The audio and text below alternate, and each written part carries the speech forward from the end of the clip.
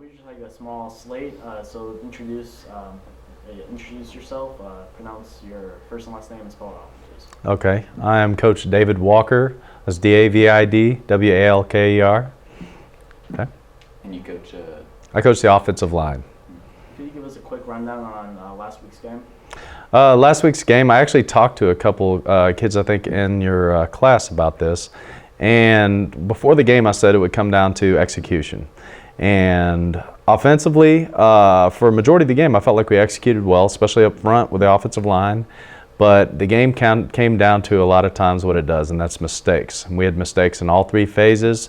And in our phase, it was turnovers. And turnovers statistically lead to losses more often than not. Any adjustments you can make on the offensive line to reduce those turnovers? Well, up front, it was probably our best performance of the year. We're not looking at adjustments other than trying to fine-tune what we're doing. Fundamentally, we're playing this week the best defense we'll see all year, in our opinions, and we've got to be fundamentally sound. So that's our focus, is getting better at what we do.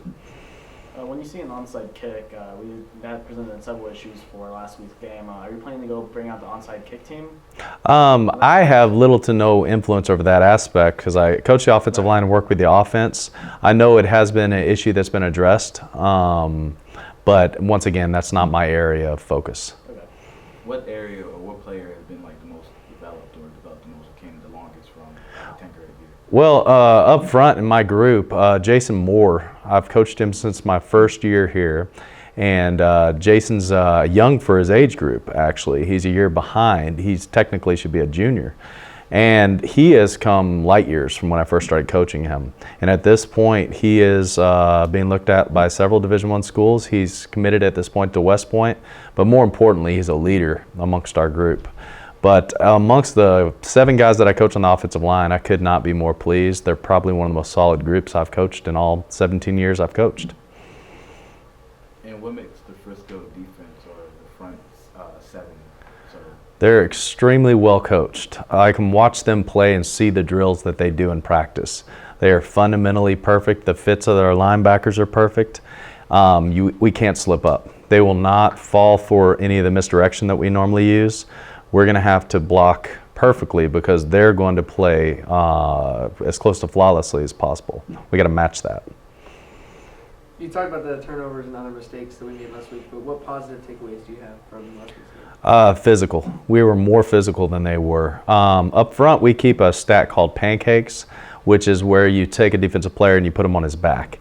And we like to have a little contest to see who can have the most. And my left tackle, Jason Moore, and right guard, Matt Hawk, both had 12 pancakes apiece, which is way more than what we're used to. And our sophomore right tackle had 6.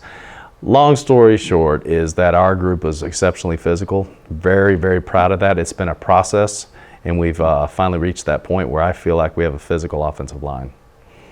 After this tough loss, do you feel like the team is closer? Actually, yes. We had more infighting, surprisingly, after the North Garland game, because as a group we just lost focus.